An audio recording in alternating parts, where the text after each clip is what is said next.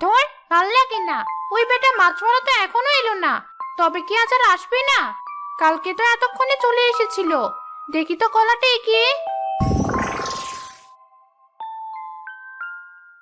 মাছ নেবে? মাছ হরেক রকম মাছ আছে।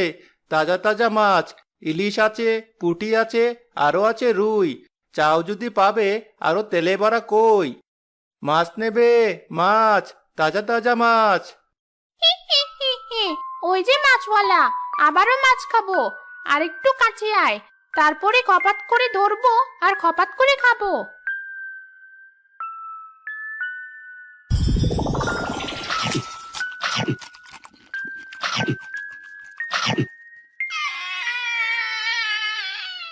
খাও মাও খাও, মাছের গন্ধ পাও।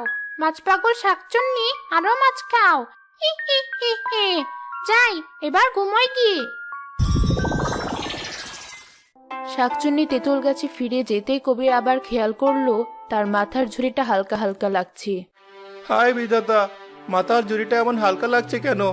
তাহলে কি আমার সব মাছ আবারও চুরি হয়ে গেল? হায় হায়, সর্বনাশ হয়ে গেল গো।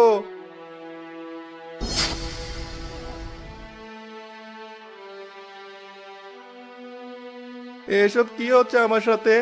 হায় বিধাতা।